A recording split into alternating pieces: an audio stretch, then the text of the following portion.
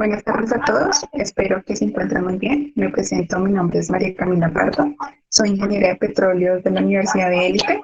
Agradecemos a las personas que se están conectando y pues antes de iniciar el curso me gustaría comentarles que el CPP está actualizando su base de datos de ingenieros petroleros en Colombia y pues también ingenieros extranjeros que gozan de las licencias especiales temporal. Por ende, al finalizar el curso les enviaremos por el chat un link en el cual podrán diligenciar cierta información y el área de actualización de datos se estará comunicando con ustedes para que realicen pues la respectiva actualización de datos. El curso de hoy tiene como nombre Herramientas CBL-CAS para evaluación de calidad de cemento, a cargo del ingeniero Ángel Benito Oliveros. El ingeniero Ángel Benito cuenta con 5 años en múltiples contratistas en el área de facilidades de producción de petróleo en tierra, 12 años en Halliburton en la línea de Waterline, Incorporating en Open Hole, in Case Hole, cumpliendo funciones de operador de registros y como ingeniero de registros en Venezuela, atendiendo operaciones en tierra, offshore y experiencia internacional en Colombia y Qatar. Si tienen preguntas, pueden activar sus micrófonos, hacérselas directamente al ingeniero.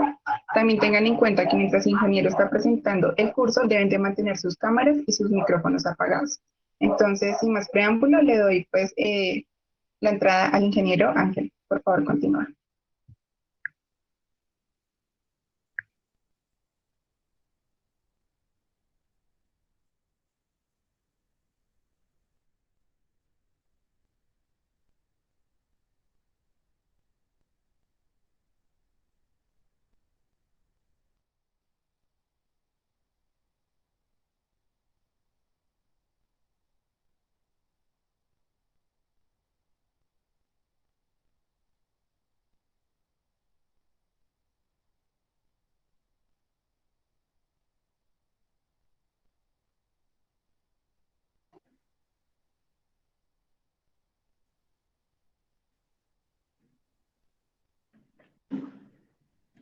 Buenas tardes a todos. Por favor, confírmenme que me están escuchando bien. Sí, Ángel, te escuchamos perfectamente. Ok. Bueno, bienvenidos a esta pequeña pero nutritiva charla acerca del CBL-CAS. Es una herramienta de evaluación de cemento de Halliburton. Pues como política tenemos que dar un momento de seguridad antes de comenzar cualquier presentación. Pues como todos sabemos, la seguridad es condición de empleo en cada una de nuestras empresas en las que elaboramos en el ambiente petrolero. Entonces, promover un trabajo seguro es importante, que estudiemos y entendamos las causas de los incidentes, así podemos evitar para que se repitan y alcancemos el cero, que es la meta tanto de los clientes como de estas empresas de servicio. O sea, conservar y documentar la escena, recopilación de información, determinar causa raíz, implementar las acciones correctivas y preventivas, ¿sí? Estos son cada uno de estos sistemas de gestión que utilizamos para evitar incidentes o accidentes. Entonces, tenemos unos estándares de los cuales hay que reportar, tenemos unas tarjetas de intervención donde podemos detener actividades que nosotros veamos que están en riesgo, ¿sí? Y los incidentes más significativos y tienen hasta 120 días para cerrarlas. Esto es algo interno, pero como les digo, es parte de elevar esa cultura de seguridad para todas las empresas y divulgarlas en cada una de las charlas previas a cualquier operación o divulgación de algún software o herramientas. Entonces, pues la herramienta de evaluación de cemento, vamos a tocar dos, que sería el CBL-BDL y el CAS. Como sabemos, pues el servicio de registros de evaluaciones de cemento, lo que primordialmente nosotros necesitamos es evaluar, ¿sí?, ese cemento que fue puesto en la formación, en el pozo, ¿sí?, para que él cumpla con unas condiciones que son las que nosotros como diseño del pozo queremos mantener o evaluar. El cemento pues es un un ámbito completamente primordial para la buena ejecución del servicio de extraer el crudo, ya que nosotros necesitamos que este cemento soporte el casing, por el cual el crudo va a llegar a superficie, ¿sí? O el gas, el hidrocarburo, y controle la corrosión de esta tubería, pero también que nos aísle las zonas que nosotros comunicamos de la formación al hoyo, y a su vez, pues que nos provea un sello hidráulico para que estas zonas no se comuniquen. ¿Sí? Entonces, la herramienta es sónica, la del CBLBDL, y la del CAS es una herramienta ultrasónica. Pues como vemos en el dibujo, pues lo que queremos es la formación, está el pozo, ¿sí? Y aquí vemos alrededor cómo está el revestidor, ¿sí? Y todos estos espacios que vemos acá es el cemento, pues ese es, visto, sería la cementación ideal, que esto quedara así completamente, pues para eso lo evaluamos para saber si es ideal o no. La herramienta que nosotros como empresa usamos como CBL, ¿sí? Es, nosotros la llamamos como, el nombre técnico es Borehole Compensate Sonic Array Tool. En un mnemónico que utilizamos lo llamamos BSAT. Esta herramienta tiene la dualidad que puede ser utilizada en OpenHole y en Casehole. Para este caso de Casehole, en evaluación de cemento, pues nosotros la configuramos como CBLBDL, ¿sí? Registra travel time de las ondas compresionales y de la magnitud de la energía acústica de la amplitud. Sí, esta herramienta nos ofrece una gran cantidad de información en OpenHole y en Casehole, igual que la herramienta de CAS. La teoría acústica, ¿sí? Que es con la que vamos a empezar con el CBL. La interpretación de este registro, ¿sí? Nos requiere una curva de amplitud versus una curva del tiempo y un espectro microsismográfico. La señal es omnidireccional. El CBL registra en travel time una onda compresional y la magnitud en amplitud. Está compuesta por dos receptores, uno de 3, déjame regresarlo aquí, un receptor de 3 y uno de 5 pies. Tiene un transmisor, ¿sí? Ahí dice 18 kHz, es una fórmula que está ya estudiada, ¿sí? Logarítmicamente graficada en el sistema de superficie para obtener los datos que nosotros requerimos. Entonces, de la onda compresional, la energía acústica se refleja en estos receptores, se considera el primer arribo, la primera señal o el primer pico que llega a los receptores, nosotros lo denominamos como E1. Proviene de la onda que va viajando a través del casing cementado, puesto que tienes un camino más corto. Y el acero tiene una velocidad sónica muy alta comparada con la del cemento. Pues aquí en la lámina podemos ver en el delta T de cuántos son estas propiedades o estos elementos que podemos encontrar en el hoyo durante un registro SBL. Pues normalmente son cuando el pozo es totalmente nuevo, pues normalmente hay agua salada o agua fresca, ¿sí? Dependiendo de las zonas. Están los diferentes tipos de casing, van a tener diferentes tipos de tiempo, ¿sí? En este caso nombramos el acero como 57 microsegundos por pie. Igual el cemento, estos son unos estándares, pero de todo esto va a depender todas las condiciones que se encuentren dentro del hoyo. Empezando por el fluido, una de las que más nos afecta. Igual ahí están los tiempos de las diferentes arenas formaciones que podemos encontrar, sandstone, limestone, dolomite. ¿Sí? Es un transmisor omnidireccional, monopol, o un transductor piezoeléctrico, es de cerámica, el cual genera esta onda compresional. Aquí podemos observar las ondas acústicas como nosotros las vemos en el CBL de esta herramienta. ¿Sí? Puede ser determinada por el tiempo que tarda el primer arribo en llegar al autor o otros receptores, que como les dije, podemos utilizarla también en OpenHall, y para OpenHall tendríamos cinco receptores, y para Keyhole solo habilitamos 2. Pues estos 2 que se habilitan ya están, ya ahí lo vamos a ver más adelante, como los tiempos para cada casing fueron ya determinados. Para esto, para el control de calidad de esta herramienta ya hay unos tiempos determinados, y es la parte que tenemos que evaluar como ingenieros cuando estamos corriendo esta herramienta. Entonces, una analogía de esto es fácil. Un ejemplo que pongo siempre que me toca dar esta charla es: imagínense 2 personas a diferente distancia, ¿sí? Pero en el mismo punto de una explosión. A cada una de las 2 personas, como están a diferentes distancias, pues le va a llegar a diferente tiempo esta onda de la explosión.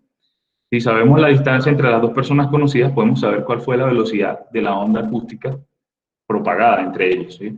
El principio de esta herramienta sónica es idéntico. Pues el transmisor y de la herramienta genera un pulso acústico propagado a través del pozo, del fluido y de la formación, y la distancia entre esos 2 receptores pues es conocida. Por lo tanto, podemos calcular la velocidad de la onda. Es importante considerar los medios, ¿sí?, que hay dentro del pozo por los cuales esta onda va a viajar antes de llegar al receptor, ya sea fluido, el metal, el cemento y la formación. Las ondas acústicas pasan a través de los medios a distintas velocidades, basados en la densidad del material que vaya transitando en ese momento. Este tiempo de la onda pues es el que nosotros denominamos delta T, que es la tasa a la cual pues la onda viaja a través de un pie sobre cualquier material. Los valores de delta T, como les mostré en esta lámina, pues pueden variar dependiendo de la porosidad de cada una de ellas. Las ondas pueden ser graficadas representando una onda sinusoidal, en el cual el eje Y representa la amplitud y el eje X va a representar el tiempo o el periodo de tiempo en la onda de estos 2 picos que vienen consecutivos. Estas ondas tienen las siguientes propiedades: frecuencia, periodo, longitud y velocidad. Lo más importante, la amplitud de esta onda. El periodo de tiempo de la frecuencia es inverso a la amplitud y es medido en ciclos por segundo. Son 1000 ciclos por segundo, y así es usado en los registros sónicos. La longitud de esta onda es la distancia entre 2 consecutivas crestas, que son las que vemos acá en la gráfica, ¿sí? La velocidad del tiempo, como lo dije, pues medido a través de un pie por segundo. La amplitud es el valor del nivel del voltaje de esta cresta, de estas montañitas que podemos observar aquí. Pues me gusta, me disculpan, pero me gusta usar a veces términos coloquiales, creo que son más entendidos a la hora de explicar todos los tipos de registros. La amplitud es el valor, como le dije, del voltaje, y desde un cero de referencia la amplitud va a reflejar esa energía que tiene esa onda. El transmisor pulsa de manera continua en orden de propagar ondas acústicas compresionales desde el primer arribo, y la amplitud de las señales recibidas por los receptores usados para determinar la condición del pozo. Pues ahí, como vemos, es cómo sale la onda desde el transmisor, pues va a viajar, ¿sí?, por el casing, por el cemento, por la formación, y va a ir llegando en tiempos determinados, según todos los materiales que va pasando, a los receptores de 3 y de 6 pies, de 5 pies, perdón. Pues los receptores de 3 pies, normalmente con el de 5 pies vamos a ver arribos de formación, y con el de 3 pies vamos a ver lo que hay detrás de lo que está más cerca del case. Sí, debería ser un poquito más rápido. La amplitud es la medida del contenido de la energía, ¿sí? Y en una onda a un tiempo, como le dije, específico, existen tipos de ondas creados por cada pulso del transmisor. Los diferentes tipos de ondas, como los vemos aquí, los vamos a describir uno a uno. Pues las direct waves, ¿sí? Que dentro de las direct waves tenemos la tooth mode y las mute waves. Las tool modes son las ondas que viajan directamente del transmisor al receptor a través del housing, ¿sí? Están comunicadas. Es todo lo que viaja en ese sentido, como lo refleja acá, desde lo que sale del transmisor por medio, dentro de la, perdón, de la herramienta, llega directamente al receptor. Estas ondas viajan a una velocidad del material al cual fue construido el housing. Es por esto que el VSAT también tiene estos scallops o estos espacios que nosotros vemos acá. ¿Sí? Estos espacios están diseñados para eso, para que él vaya incrementando la longitud del camino de estas ondas. ¿Sí? Entonces, a estas ondas las llamamos tool waves. Las move waves es otro camino, desde el transmisor al receptor, pero esta vez a través del fluido del pozo. El travel time, ¿sí? El tiempo de tránsito de esta onda es largo. Esto asegura que los arribos que van a llegar, que viajan por el fluido, no van a causar ningún tipo de interferencia con los arribos importantes. Tenemos las body waves. Son... Aquí, no, La imagen muestra que, aquí, como muestra la imagen, pues, que los arribos del fluido ocurren mucho después que los arribos de la formación, como lo muestra aquí el mood wave, ¿sí? Mucho después. Esta zona que vemos acá. Las body waves son las compressional waves. Son las ondas que viajan por el cuerpo de la formación. Estas ondas son generadas como la onda que genera la presión del fluido que está dentro del pozo a través de él. Y esta energía acústica es refractada en la formación. En cierto ángulo va a depender de la velocidad de esta onda que, como lo dije anteriormente, pues en este transmisor es constante. Las ondas compresionales son creadas a medida que la onda impacta sobre la pared del casing y va haciendo esta energía de compresión del casing y el cemento, hace que vibren en una dirección totalmente paralela a la dirección de la propagación y sean detectadas por el receptor de 3 pies. De esas ondas vamos a determinar el primer arribo, ¿sí? Por eso son llamadas las ondas P o las P waves, como primary waves, ¿sí?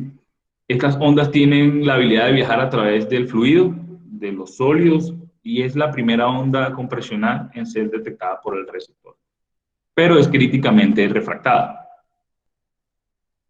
Las ondas shear, seed wave, ellas viajan entre el 50 y el 70% de la velocidad de las ondas compresionales, dependiendo del grado de consolidación del medio. Estas son las segundas ondas en llegar y generalmente son denominadas secondary waves, y estas solo se van a propagar en materiales sólidos. Entonces, ahí es donde estas las llamamos las ondas que vienen ya llegando de la formación y son detectadas por el receptor de 5 pies. Acá, como vemos, pues, el transmisor, ¿sí? Tiene el receptor de 3 pies y indican las máximas amplitudes, van a indicar cuando tenemos una tubería totalmente libre y obviamente una ausencia de cemento. Cuando las amplitudes sean mínimas o bajas, pues indican que la tubería no puede vibrar, por lo tanto va a representar buena adherencia al cemento. Normalmente pues escuchamos que esto tiene que ver con un efecto de una campana, ¿sí? Si agarramos una campana, la golpeamos y nada que la sujeta, pues ella va a vibrar mucho. Eso va a ser el ejemplo de la tubería libre. Pero si nosotros colocamos las manos encima de la campana y la golpeamos, pues ella va a tender a vibrar muy poco. Es como si tuviera adherido el casing. Esa es la mejor representación coloquial de cómo debería vibrar esta amplitud. Estos son los tiempos que les dije que están diseñados ya están estudiados y logarítmicamente están dentro del sistema para evaluar la calidad de la herramienta. Estos valores que ven acá solo sirven para la herramienta que nosotros usamos. O sea, las herramientas de las competencias no puedes ver las mismas amplitudes o probablemente no puedes ver el mismo travel time porque ellos tienen una configuración distinta, va a depender de la simetría de la herramienta y también de la configuración del sistema de superficie. Pues aquí vemos que cada casing para cada casing hay pesos distintos y las amplitudes y los travel time van a variar dependiendo de ese peso, ¿sí? Cada peso es el que nos hace variar. El diámetro puede ser el mismo, pero si pesa totalmente distinto, pues la variación, más que todo en el travel time, es variable, pues, y eso es parte del control de calidad que debemos tener en cuenta durante la corrida del registro de SBL. Pues previamente nosotros debemos saber, el cliente cuando vamos al pozo, pues ya sabemos qué configuración tenemos en el pozo y podemos saber qué amplitudes y qué travel time vamos a esperar. Lo ideal sería que las empresas de servicios pues tuvieran un pozo con cada uno de estos casing y nosotros calibráramos las herramientas en cada uno de estos casing cada vez que el cliente nos diga a qué casing vamos a ir. Pues sería lo ideal, pero imagínense lo costoso que sería tener tantos casing como lo vemos en estas láminas para calibrar cada vez antes de irnos al pozo pues, y llegar. Igual, el fluido que tiene el pozo también debemos saberlo, pues porque el fluido también nos genera variaciones en estas lecturas de amplitud y tiempo. Los efectos que afectan un CBL, ¿sí? Está la descentralización, los casing concéntricos, los fluidos del pozo y los microánulus. El microánulus es uno de los más comunes, pero más difícil de detectar. ¿Sí? Los microánulus son espacios pequeñitos, milésimas de pulgada, que existen entre el cemento y el revestimiento. Una manera de detectar o de minimizar ese daño de microánulus en el pozo, pues es aplicándole presión al casing durante el registro. Esto, obviamente, para pozos totalmente nuevos, que no tengan ningún tipo de comunicación con la formación, para que esta presión sea conocida y mantenida en el tiempo, mientras hacemos el registro. Pero es básicamente eso. Yo estuve buscando un ejemplo de microánulus, pero como le dije, es uno de los más comunes, pero lo más difícil de evitar, pues a veces los encontramos en unas zonas que no son zonas importantes o zonas de pago, como usualmente se le dice, entonces no se ve afectada la producción del pozo por estos microánulus, pero cuando están en esas zonas, pues sí, normalmente se le pone presión al casing, se registra con presión, entonces ¿qué hace la presión? Va a hacer que el casing se expanda y esos pequeños espacios que habían en pulgadas entre el cemento y el casing va a adherirse. Pues probablemente nosotros diremos, ay, cuando le quitemos la presión, el casing se va a retraer y ahí vamos a correr otra vez el registro y nos vamos a dar cuenta si esos microánulus ahora se convirtieron en canales, o sea, crearon comunicaciones entre ellos. Pues más adelante con la herramienta del CAS podemos ver esos canales. La descentralización en la herramienta es uno de los efectos que, mira, puede ser más devastadores en el registro por el cálculo de la amplitud. Va a depender los arribos de estas señales acústicas efectivamente en el detector de 3 pies. Cuando la herramienta está descentralizada, las ondas siguientes agarran caminos diferentes y también llegan al receptor de 3 pies, pero a diferentes tiempos, dejando esto fuera de fase la herramienta y nosotros vamos a ver un error que lo llamamos interferencia destructiva. La causa de esto, pues, evidentemente, el tamaño de los centralizadores. Pues, para cada casing, nosotros utilizamos cada casing tiene un drift, es el diámetro interno menor, y dependiendo de ese diámetro, pues nosotros tenemos un gauge para colocar los centralizadores de más o menos 0.25 pulgadas. sea, no puede pasar de ahí. Si eso pasa de ahí, pues vamos a tener afectaciones en la centralización. Los centralizadores pueden estar rotos o que se rompan en el pozo. Cuando los centralizadores son muy usados, muy viejos, y los introducimos en unos pozos desviados, pues como están débiles, va a tender a descentralizarse como se observa en esta gráfica que estoy señalando. Se va a recostar a esta parte que está desviada, ¿sí? Y ahí vamos a ver la anomalía de esa descentralización. O probablemente un casing dañado, un casing corroído, pues no puede afectar la centralización. Más de un 50% de la reducción de la señal de amplitud es ocasionada por la centralización. Entonces nosotros tenemos un control de calidad con la centralización por un cuarto de pulgada, ¿sí? No puede haber una descentralización mayor a un cuarto de pulgada porque eso afecta indudablemente el registro. Entonces podemos generar resultados optimistas, ¿sí? Decimos que tenemos muy buena cementación cuando realmente no la tenemos.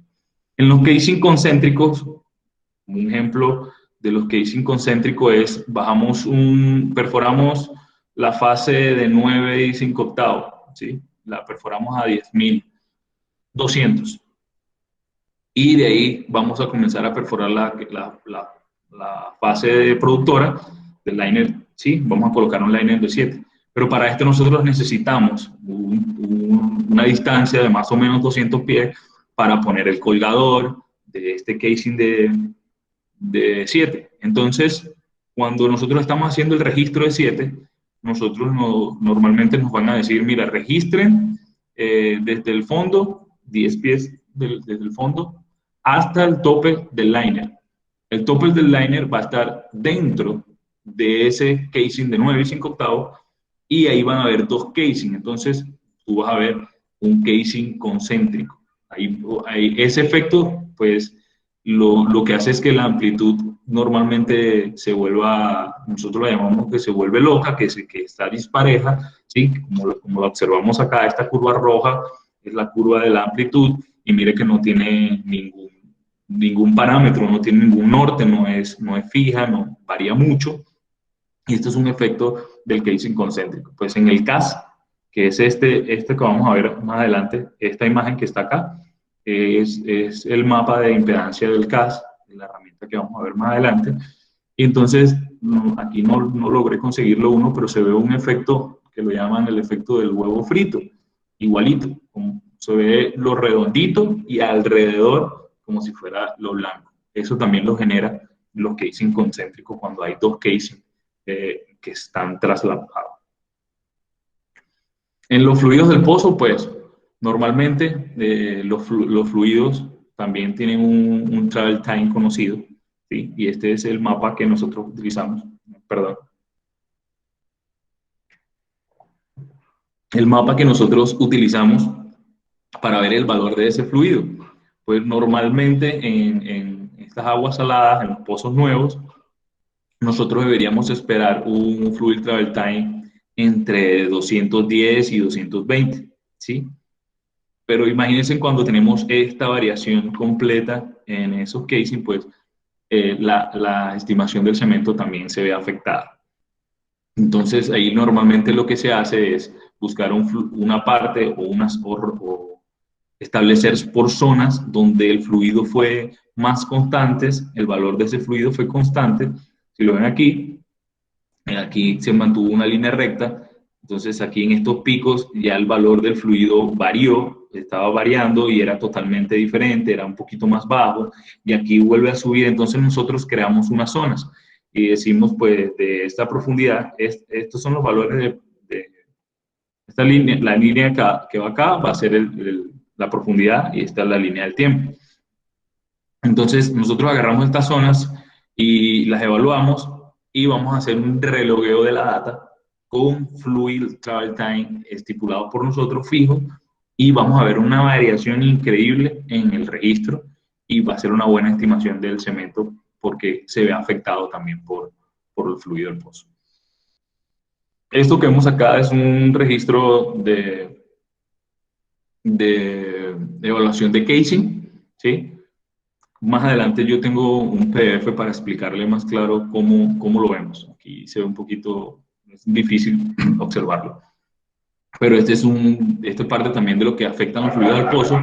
Esta lámina que está acá corresponde a este mismo pozo, y esto naranja que nosotros vemos acá es una falla, o no una falla, es una anomalía que ocurre por el fluido. Normalmente este mapa que nosotros vemos acá debería ser totalmente claro, ¿sí? Cuando vemos esto es porque el fluido que estaba en el pozo era totalmente turbio, no era homogéneo, y pues no nos presenta ese tipo de mapa.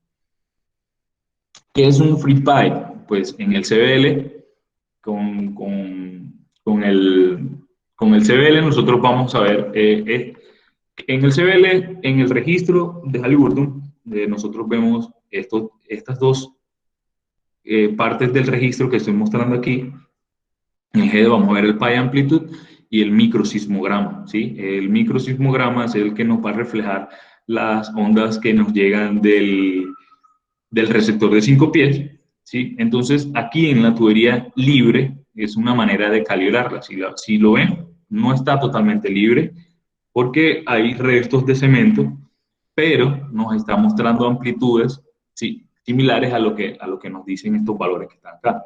Esto es un casing de 9 y 5 octavos, de peso de 47 libras, y la amplitud esperada para este casing, pues es una amplitud de 62 milivoltios y un travel time de 235. Entonces, el travel time lo vamos a observar en esta línea turquesa que se ve por acá, ¿sí?, donde vamos a ver una variación de ese travel time. Obviamente va a ser mayor donde estén las juntas de los casing o los CBLs, ¿sí? Y aquí lo vemos. ¿Cómo sabemos que en este punto también, a pesar de que el CBL no nos los muestra muy claramente, el CCL, esta curva que está aquí, el Casing Collar Location, ¿sí?, que nos va a decir cada junta, nos va a ver este shift que vemos acá, o esta reacción de pico que vemos acá, nos la va a reflejar esa herramienta, el Casing Collar Location. Pero también lo vamos a ver en el average Z, ¿sí?, que es la amplitud. Si lo vemos en la línea azul que está acá, vemos cómo ese pico se levanta totalmente, y en el Z-Mood, en el plot Z del CAS, vemos estas líneas negras que también nos reflejan. Entonces, todas y cada una de estas características que les estoy diciendo acá, pues también nos sirven para hacer un control de calidad, ¿sí?, que todas las herramientas, cuando fueron ingresadas los parámetros en el sistema, fueron ingresados de manera correcta y deberían siempre compaginar. Es una manera de saber que las longitudes de las herramientas que colocamos en ese momento están completamente acordes. Si nosotros vemos el plot del Z, del average Z aquí, lo vemos y vemos este CBL arriba, pues probablemente tuvimos un error en la distancia de las herramientas del CAS, ¿sí? Por estos dos mapas que nosotros vemos acá, del average Z y el bone index, y el Z-plot son del CAS y estos dos son del CBL. Esta curva verde que sabemos acá es un gamma ray, y lo que vemos pegadito aquí, que casi no se ve, es la ovalidad del casing, ¿sí? Y la línea azul que vemos que va de 0 a 1 es la excentricidad. Esa es la que no debería de pasar de 1.75 del diámetro del casing. La desviación, pues, pozos desviados, vamos a ver que esta curva marrón que está acá, la vamos a ver que nos debería dar como los valores que nos dan cuando nos entreguen se me fue el nombre. Bueno, cuando nos entreguen la desviación del pozo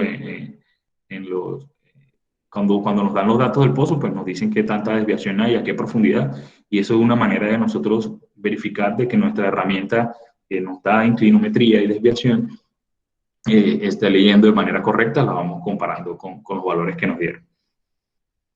Esto sería para un free pipe en un casing de 7. Pues en Colombia muy particular. Casi todos los pozos tienen las mismas configuraciones, efectos en Yopal. Yopal son más profundos, y la zona de API aquí en el Meta y Suria, estos campos varían un poco a todo lo que es el Santander, Barranca, Yariguí. Pues las configuraciones de estos pozos normalmente son en Santander son de 7. Tú ves casing de 7 desde arriba hasta el fondo. Lo que es el campo Castilla, aquí en el Meta, Suria, pues vemos casing de 9 y 5 octavos y luego de 7 y hasta de 5 y medio. Entonces, conseguir en Colombia un casing de 7 pulgadas con tubería libre, solo lo consigues en Santander. Allá en Yariguí, lo que es Barranca, los pozos de Llanito, todo lo que es esa zona de por allá. Entonces, este es un reflejo de cómo se vería una tubería libre de un casing de 7 con peso de 29 libras. La amplitud debería ser de 51.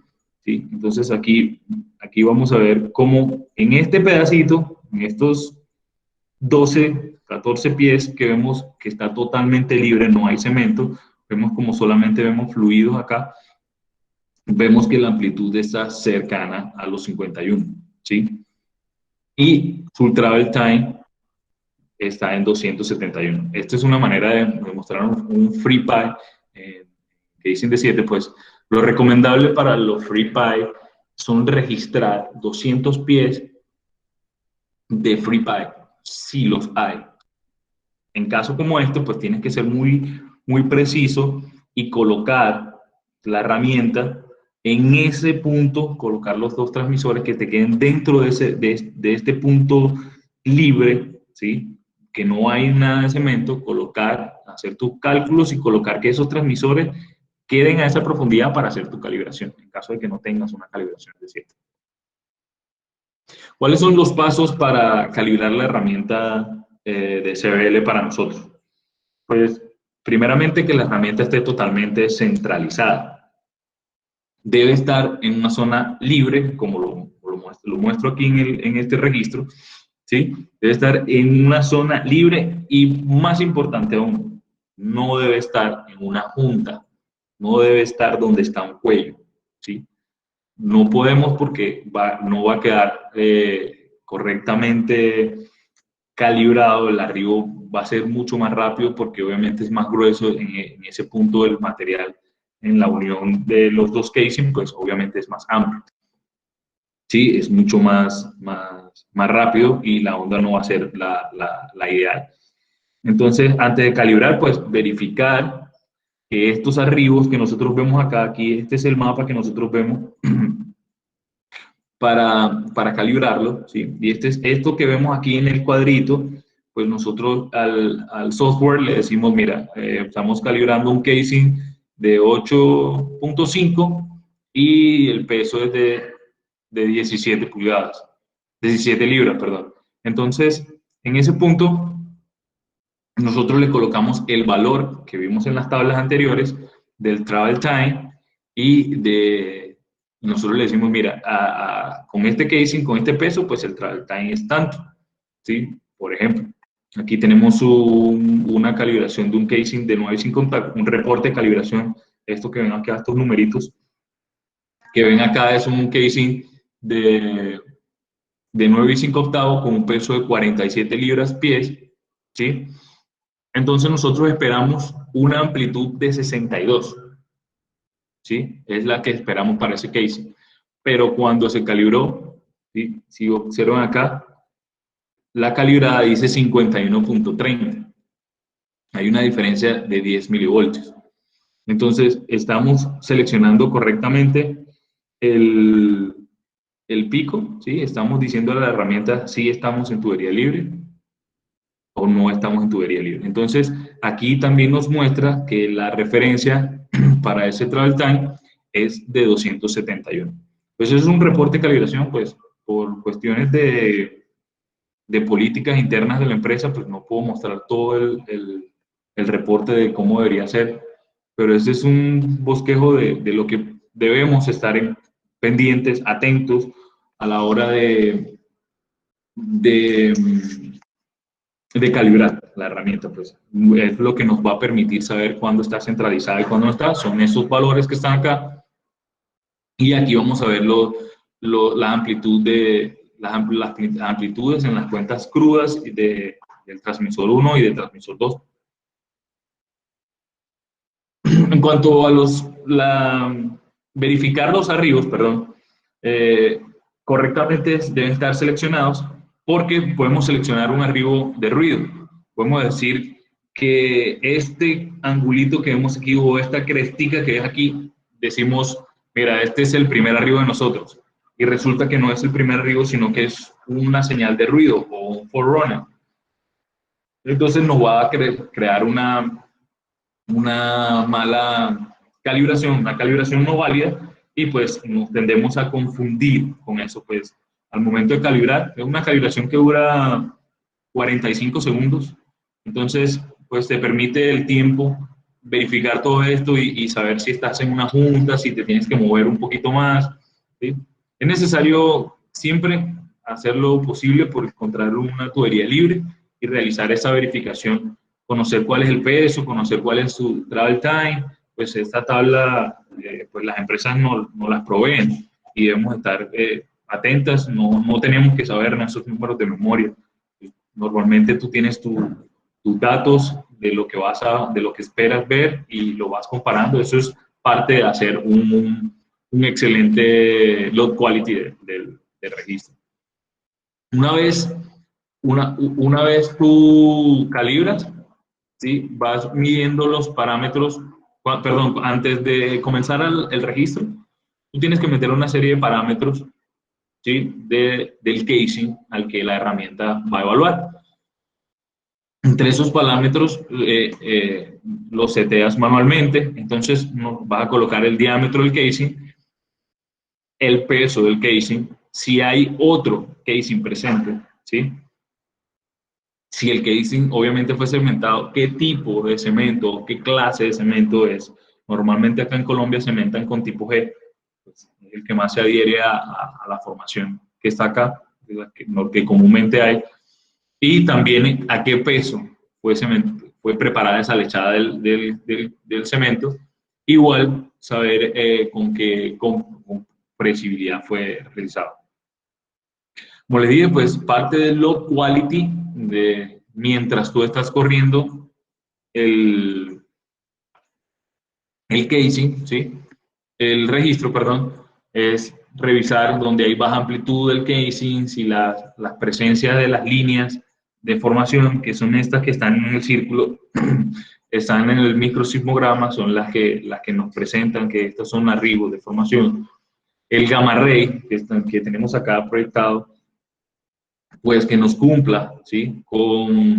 Nos correlacione con el microsismograma. Si ve, él siempre va a ver como un piquito hacia la izquierda o hacia la derecha, pero un pico en este punto donde están los CBLs, los CBL donde se unen las juntas de los casing. Y pues el size clipping es lo que nosotros llamamos la medida del travel time. Si excede el valor, no va a ser detectado por el detector de 3 pies. Entonces esto nosotros lo llamamos cycle skipping, ¿verdad? Pues los registros sónicos lo podemos ver, parte del control, ¿sí? Cuando hay pobre, manejamos también esta tabla como load quality. Sí, es cuando hay pobre calidad de cemento, vemos altas amplitudes y obviamente el travel time más crítico, ¿sí?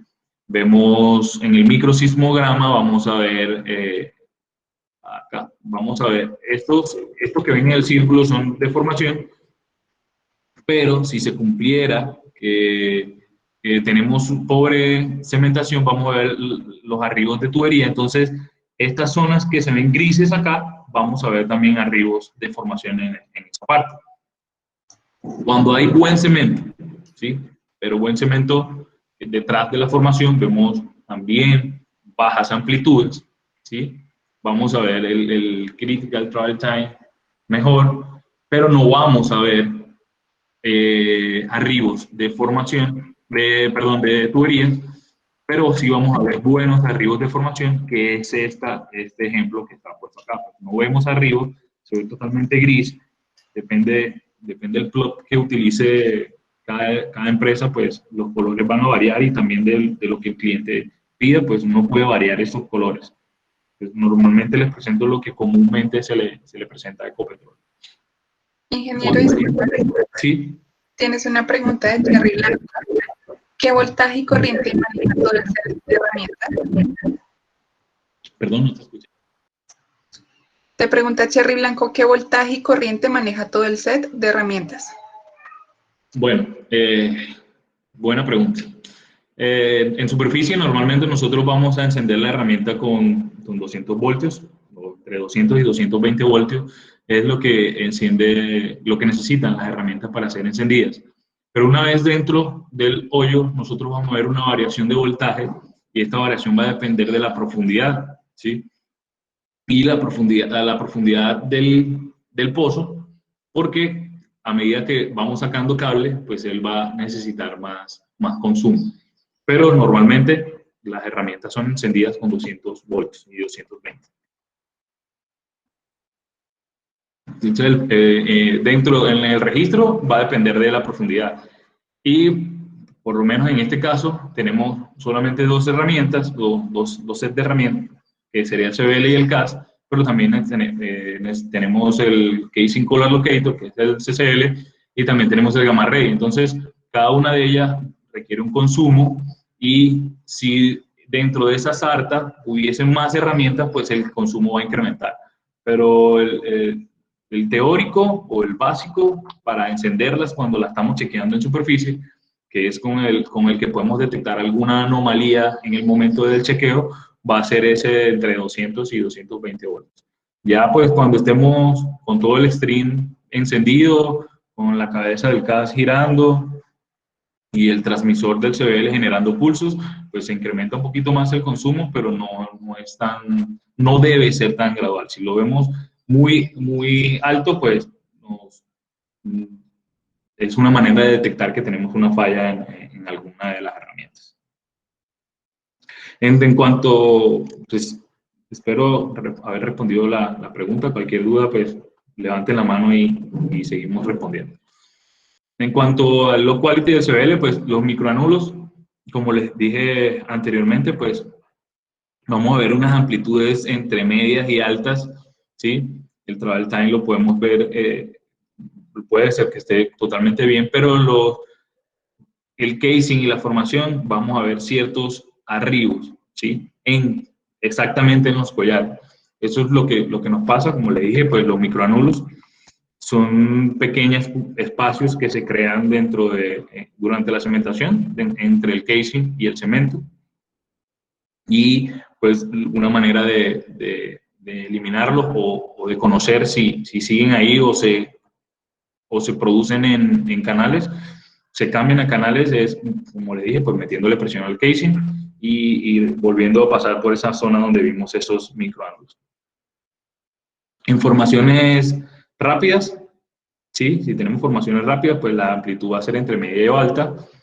Vamos a ver un bajo, ¿sí? Travel time y arribos de formación. Cuando hay mal cemento o mala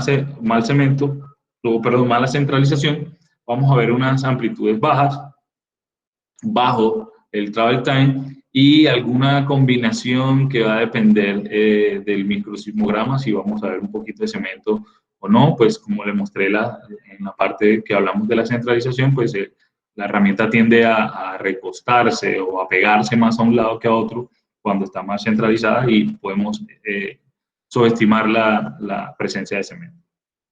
Pues cuando tenemos buen cemento en la tubería, pero pero poco cemento en la formación, vemos bajas amplitudes, no vemos arribos de tubería, pero sí vemos arribos y no vemos arribos de formación.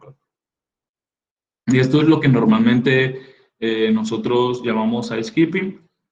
¿Sí? Nosotros pues miramos los registros, las desviaciones del travel time, que no sean mucho, la la repetibilidad de la sección en cuanto nosotros normalmente parte del load quality de todos los registros depende de donde lo exige el cliente, pues realizar una sección repetida y una sección principal. Esto sí y solo sí para comparar que cuando tú tomas la repetida o la principal, depende de la que tomes primero, normalmente uno toma la sección, si el pozo está nuevo y no hay ningún tipo de riesgo de pega, de quedarnos atascados o problemas con la herramienta, nosotros tomamos la sección repetida, registramos 400 pies, pero se presentan 200. Entonces, 200 de todos los sensores. Y cuando estamos corriendo la principal, nosotros hacemos un overlap de estas dos corridas y la herramienta debe repetir toda la información en todas las curvas. ¿Sí? Debe repetir, debe repetir casi exacto, para no decir que exacto.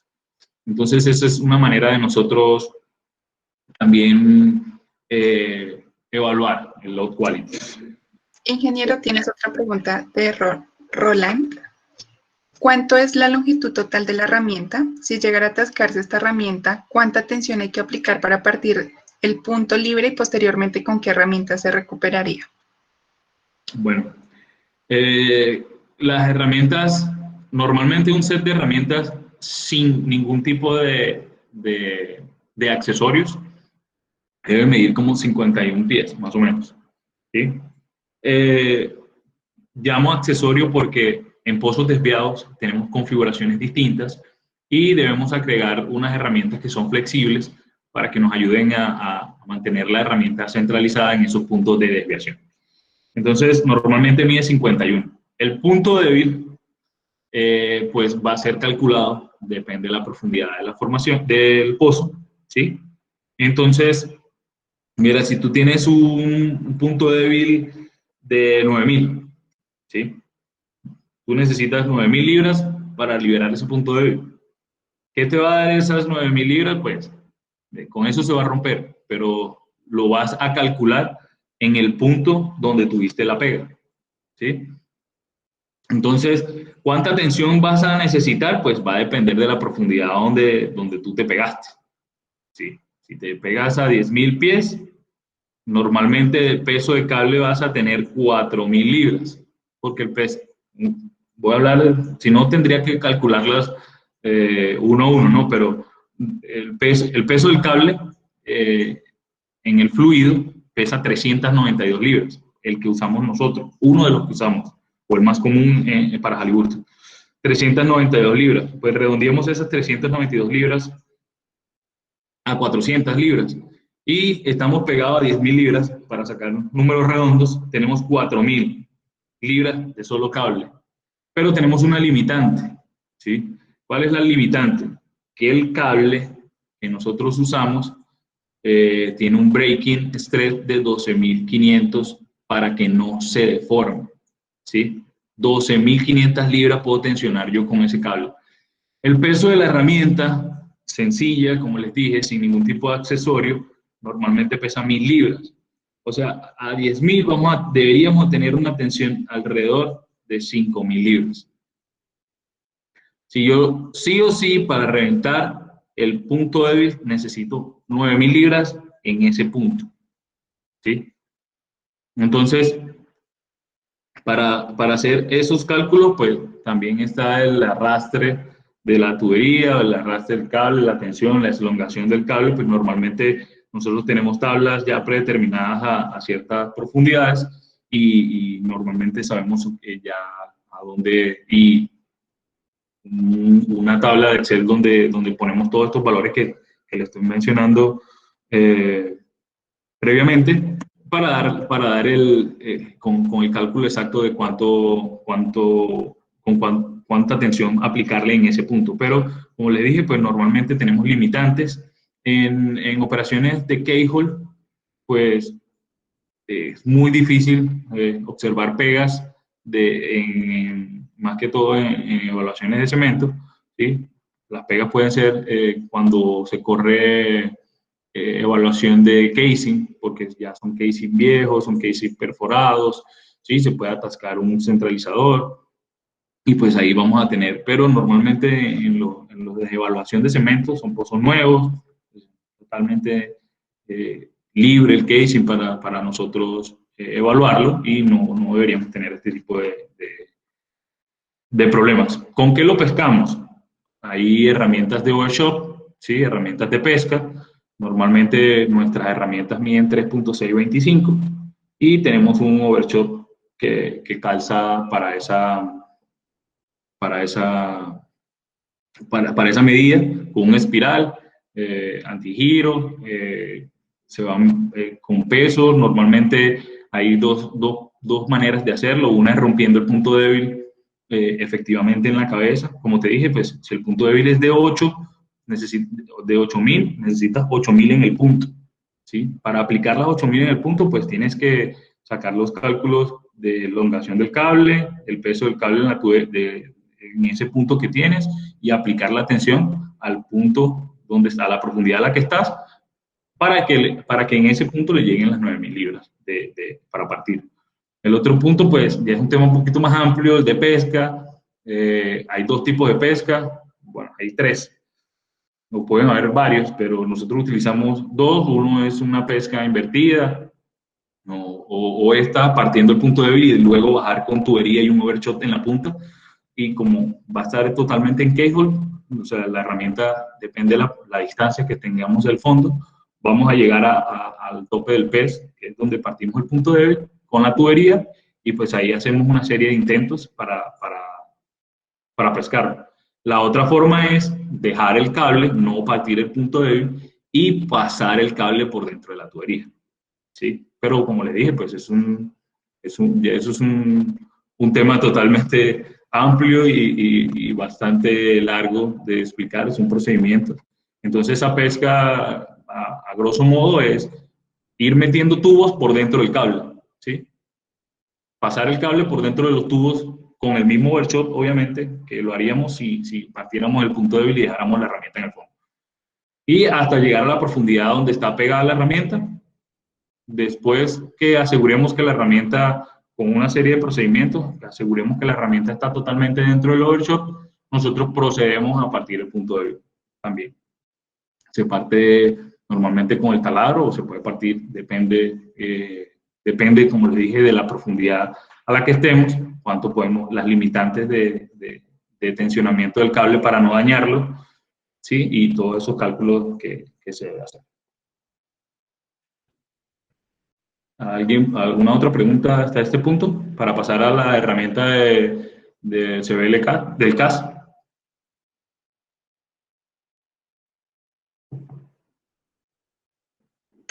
¿Esta herramienta se baja por tubo o por slackline? Esta herramienta la podemos bajar con tubería y la podemos bajar con cable, ¿sí? Con tubería el método se llama Tool Pusher y con cable pues es Waterline. Es un cable multiconductor, ¿sí? De 7 pines, de 7 cables internos, y es la manera más común de bajarla. También se puede bajar con tractor, pero igual el tractor es con cable y con tubería.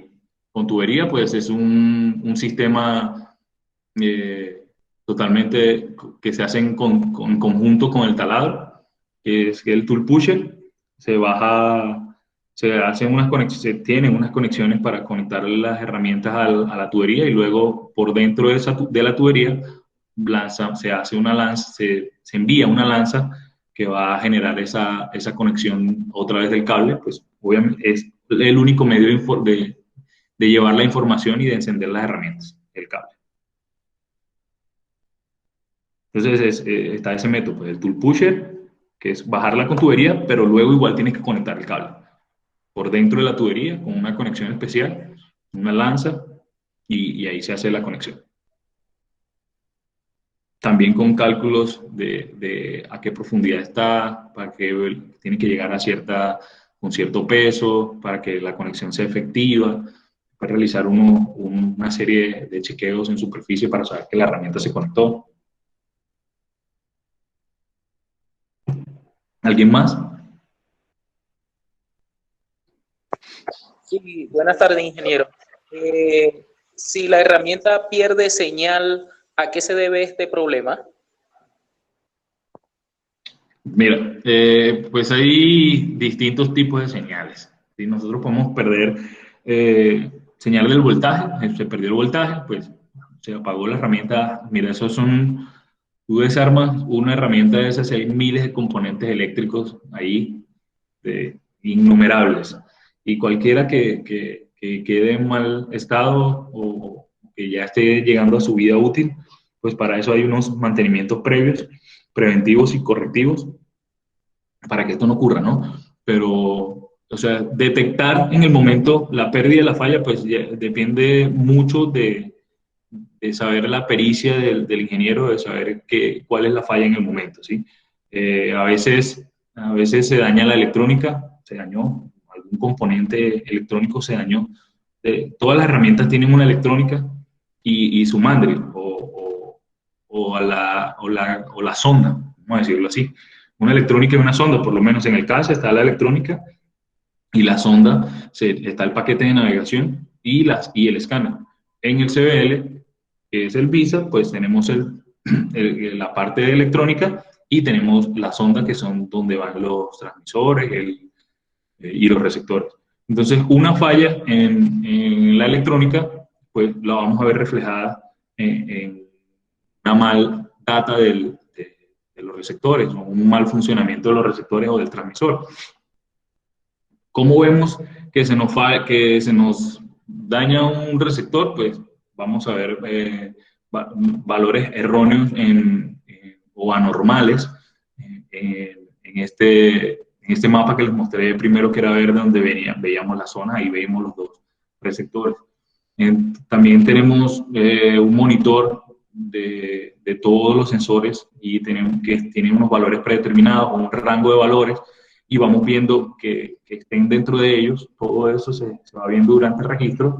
Entonces tú puedes determinar, mediante ese tool monitor, tú vas a determinar cuál sensor está fallando, que no esté dentro de ese target. De lo más bajo a lo más alto debería trabajar entre 3 y 5 voltios, por ejemplo. Y estamos viendo 6 o estamos viendo 2. Hey, está pasando algo. Entonces, la herramienta del sistema nos muestra de distintas maneras cómo darnos cuenta que está fallando, pero normalmente siempre se sabe cuando algo falla. Como te digo, pues todas las herramientas tienen un load quality y de eso se trata, evaluar el load quality, de estar pendientes del load quality, estar atentos al tool monitor que nos dan los valores de voltaje, de la herramienta, de las señales, cuánto está recibiendo, cuánto está enviando, ¿sí? En kilohertz, cuánto está recibiendo el equipo de superficie, cuánto está enviando en el download. Todas esas cosas las podemos evaluar. Al menos que la falla pues sea alguno de los sistemas de superficie y se desincronizó la herramienta o la power supply o las solences o lo que nos provee el voltaje para las herramientas, nos presenta una falla, pues obviamente lo vas a ver ahí en superficie y vas a saber que tiene un problema en el sistema de superficie. No generalmente los problemas o las fallas son de herramientas, pues también son del sistema de superficie por humedad, por falta de comunicación, o sea, sí, cualquier tipo de esto. Si tienes alguna duda hasta el punto, otra pregunta.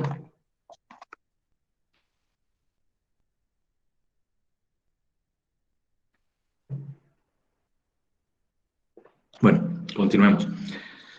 Circumferential Acoustic Scanning Tool, para nosotros conocido como CAS. Pues ha tenido varias evaluaciones, varias modificaciones. Comenzó como CAS-B, después como CAS-F, luego como CAS-I. Y bueno, así cada vez que le hacen una mejora, pues obviamente le van colocando estas letras para que nosotros nos demos cuenta en qué versión estamos trabajando, ¿sí? Y actualizaciones que le hacen a cada una de las herramientas. Antes de hablar de la Circumferential Acoustic Scanning Tool, debemos saber qué es la impedancia acústica. La impedancia acústica es una característica del medio que atraviesa el ultrasonido. Esa es una herramienta ultrasónica y está relacionada a la velocidad de la partícula adquiere al momento de la vibración y a la presión a la que está sometida. La impedancia da idea a la facilidad que un determinado medio ofrece al paso del sonido. Habitualmente se conoce con la letra Z, es producto de la densidad del medio por la velocidad de la transmisión del sonido. Sí, la reflexión se produce al atenuar y pasar el ultrasonido de un medio a otro con distinto Z, ¿sí? Con distinta impedancia. Si los medios tienen impedancias muy distintas, pues el ultrasonido se va a reflejar casi en su totalidad. Estas herramientas trabajan de la mano, juntas. Lo que veamos con el CBL debe ser reflejado con el CAS, ¿sí? La impedancia acústica es el esfuerzo comprensivo y la habilidad que tiene un material para transmitir o reflejar su energía acústica. Con la herramienta de CAS, nosotros podemos evaluar cemento, podemos ver el casing, el estado del casing en cuanto a su espesor, a su radio, ¿sí? Cuando se hacen las perforaciones también se puede ver, crea una imagen de 360 grados de lo que es la herramienta.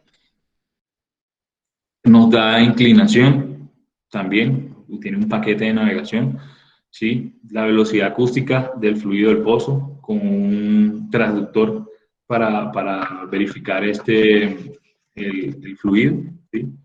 Y como lo dije, pues el espesor del revestimiento y la ovalidad del mismo también nos da. Esta herramienta contiene dos transductores. Cada uno tiene un transmisor y un receptor llamado transductor o transducer. Uno tiene una cabeza rotatoria en el escáner, ¿sí? Esta transmite pulsos ultrasónicos a distintos modos y recibe una señal y luego es analizada y enviada. Luego es enviada a superficie y es analizada. El otro transductor, que tenía dos, que es el Muxel, es usado para evaluar la velocidad del fluido, medir la velocidad del fluido. Este traductor está directamente con una distancia conocida y un tiempo grabado conocido también para cada uno de los fluidos que va a determinar, es como la tabla que les mostré del CBL, ¿sí? Y también nos permite secuencialmente pues, determinar qué ovalidad tiene el casing y todo esto. Este método del traductor es una señal ultrasónica localizada como a 1.25 pulgadas, ¿sí? Yo más adelante les voy a mostrar el traductor y todo lo que tiene que ver. Y esta es la herramienta. Esto que vemos acá, en la primera, en la parte superior, es donde va el transductor del Muxel. Y esta que está acá es la cabeza que gira. Esta es una herramienta de botón, siempre, sí o sí, va a ir en el fondo. Entonces, este es el traductor principal, ¿sí? Que lo vamos a seleccionar, depende del casing que vamos a evaluar, y este es el traductor del Muxel.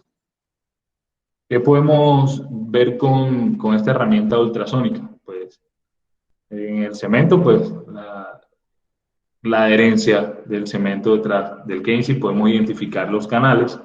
Cuando lo corremos modo inspección, vemos los espesores o el diámetro interno de los casing, qué tan dañado puede estar el casing o qué tan bien está el casing, pues con este registro. Y pues en OpenHole también la podemos correr y en OpenHole nos da una imagen de cómo están depositadas las capas de esa formación.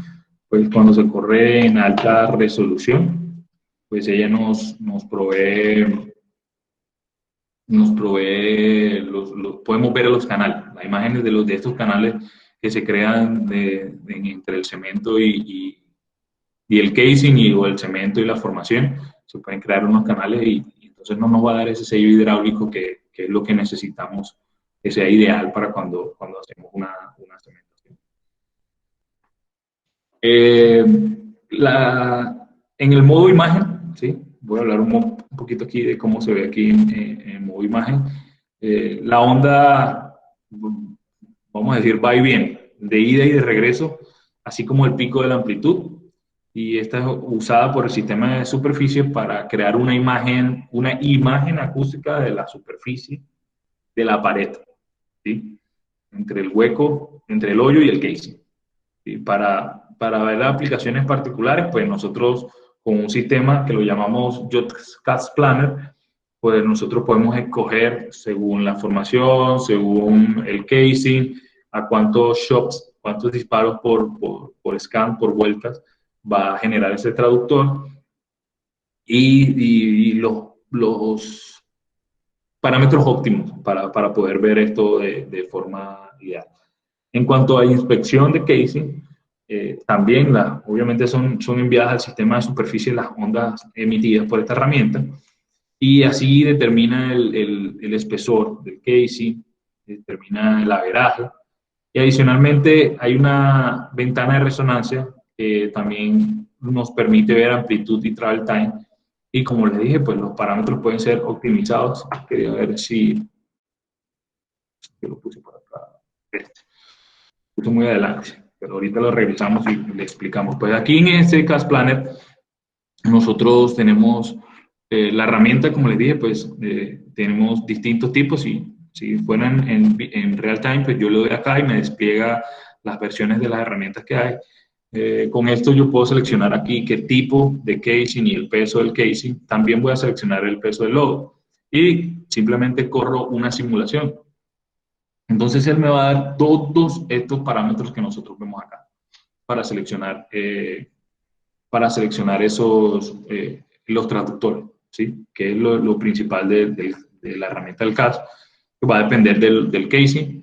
Entonces tenemos distintos tipos de traductores y, como le dije, distintos tipos de casing, donde las resoluciones, los disparos por cada scan que da la cabeza, pues los podemos ir variando para que sea. Pues él nos va a dar una data válida en este software cuando lo corremos. Un poquito más adelante hablo de cómo es.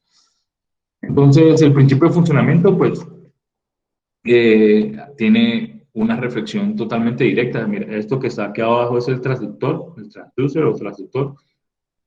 Él genera una onda la cual obviamente pega en el casing, hace reverberaciones, o sea, va a hacer que el casing vibre y ahí regresa, ¿sí? Pero también en ese punto, pues el fluido que está en el pozo también genera esas ondas, ¿no? Esa resonancia entre el sonido y el oído. En el modo cemento, la onda enviada a la superficie también es desarrollada por el software en superficie y nos da la impedancia del material que está detrás del casing, ¿sí? Específicamente detrás del casing. La distribución como está alrededor de él, pues esta imagen pueden ser procesadas tanto para ver inspección como para ver imagen. El transductor pues emite una señal usualmente de alta amplitud y una parte de esa señal pues genera la amplitud detectada en el tiempo que ocurre el primer pico, el primer rompimiento de eso y genera lo que nosotros llamamos el mapa de tiempo de viaje o de travel time. En la señal refractada, pues también vemos que la información que viaja, lo que nos va a permitir es ver el espesor de la tubería y el mapa de impedancia del medio en el cual, pues, que está detrás, del medio que está detrás de la tubería, ¿sí? Que es el mapa Z que les mostré un poquito empezando la presentación. La amplitud de la onda reflejada no es afectada por la presencia o la ausencia del cemento detrás del case. O sea, solo va a ser un reflejo transmitido. La habilidad del material de reflejar o una energía acústica, obviamente es en función a su impedancia. Entonces, esto es lo que va a hacer el CARTO. Simplemente va a medir la densidad de ese material que está chocando, con el que se está encontrando, y esta onda va a viajar y el sistema nos va a decir qué tan denso es ese material que está detrás del casing. Si el casing está adherido, las ondas de la resonancia serán reflejadas con baja amplitud. En cambio, si el casing está totalmente libre, pues obviamente como el CBL, por eso les dije que trabajaban de la mano, la mayor amplitud pues permanecerá resonando como lo vemos acá en el tiempo. Pues, o sea, en el tiempo pues, se va a tardar más en vibrar. Esto igual lo generan los transductores. En el CAS, pues este es el Z-Mut, aquí está el transductor en esta parte de la herramienta que está acá. Él tiene un pistón, tiene una medida que es de 1.25 pulgadas. ¿Sí? Esa medida la mantenemos con un chequeo. ¿Cuál es el chequeo? Pues este espiral que está aquí adentro o este resorte que está acá adentro, nosotros deberíamos verle 5 hilos al resorte para saber que el sistema compensado de aceite que tiene el CAS por dentro, que es el que permite pues, lubricar y mantener en funciones óptimas el motor que hace girar la cabeza de esta herramienta, está dentro de lo que él necesita. ¿Cómo sabemos esto? Pues tenemos que ver 5 aros de este espiral por esta ventanita que está acá. ¿Sí? Entonces, a manera de chequearlo, pues nosotros a este espacio que está acá, lo ideal sería colocarle fluido del pozo, el fluido que vamos a encontrar dentro del pozo, y pues ahí vamos a saber el tiempo, ¿sí? Nos va a dar la onda exacta de qué tiempo vamos a ver el fluido de ese pozo, el travel time de ese fluido, ¿sí? Eso es lo que podemos ver con esta parte del CAS, que es el Z-Mut, es uno de los traductores. Perdón. También tiene una calibración, ¿sí? Tiene un tiempo de calibración, tiene un parámetro de calibración, pero como le dije, hay cosas que por política no puedo mostrar. Entonces, es un sistema de cómo calibrarlos para saber que están, porque obviamente ellos son piezoeléctricas y pueden generar fisuras, pueden tener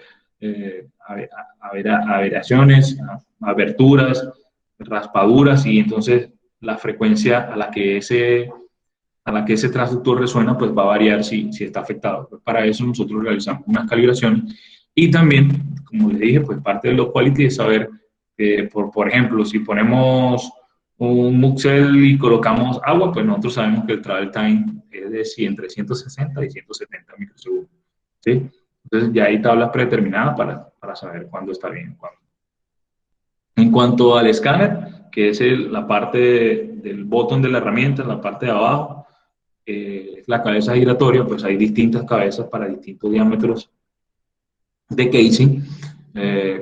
Normalmente la de 13,5 octavos, pues la corremos para el liner de 7, pero si colocamos el transductor de una forma, a ver, si lo logran ver con la flechita, sigan la flechita.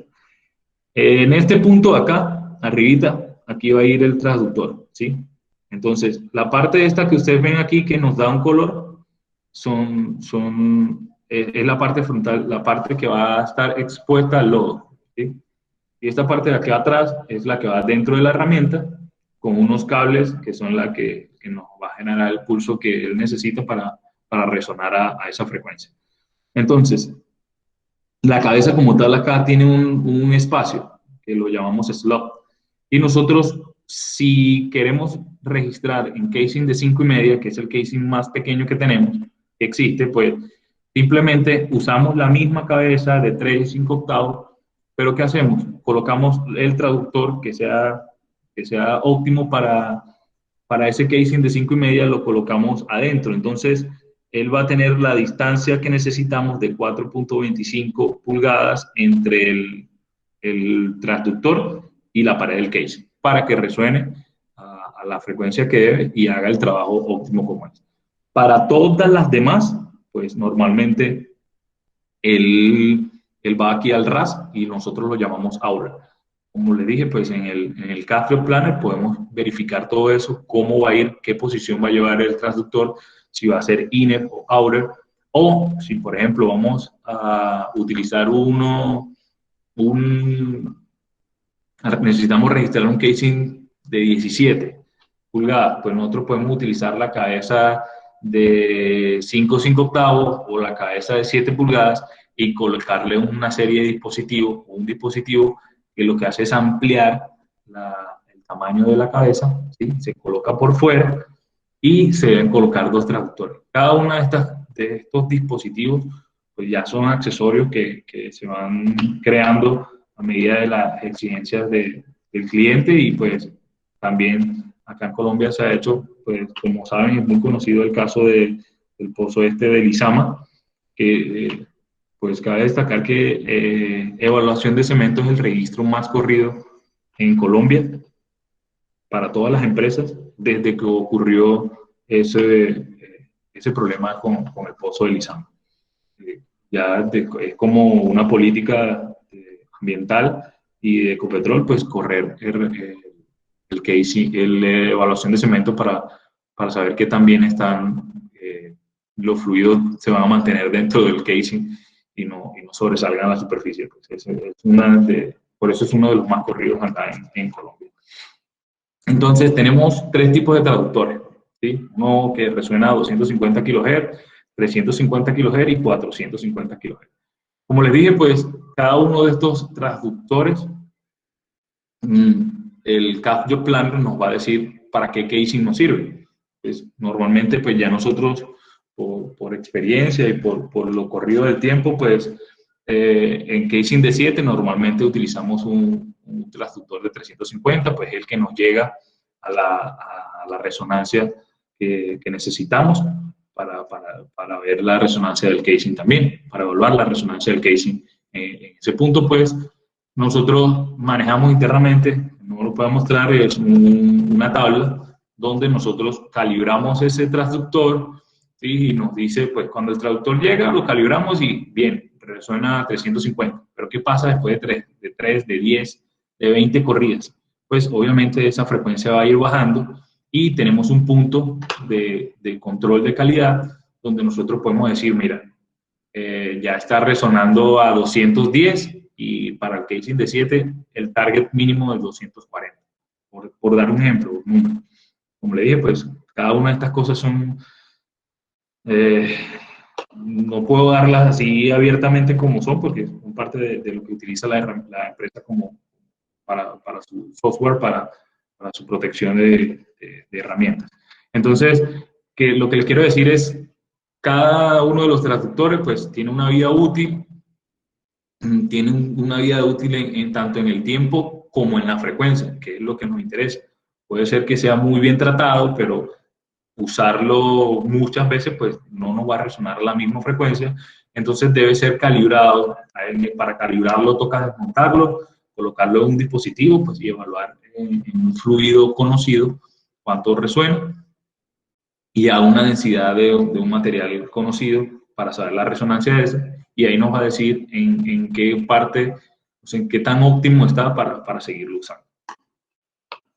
Como le dije, pues resuena a distintos distintas casing según su peso, según su diámetro, es lo que nos va a evaluar. Pues con esta herramienta que tenemos acá, que es el CashJoy Planner, pues nosotros podemos seleccionar, ¿sí?, qué tipo de transductor vamos a usar. También, como ven acá, si pueden seguir la flecha, por favor, el apuntador, aquí nos dice Transducer Position, que es lo que le estaba explicando. La de 3.625 la podemos colocar inner, en ese espacio que dije que estaba por ahí, que tiene la cabeza para colocarlo, y la podemos colocar outer, igual la inner, si lo ven acá, dice 5.625 inner y entre paréntesis Venezuela. Esto es un caso solamente para Venezuela.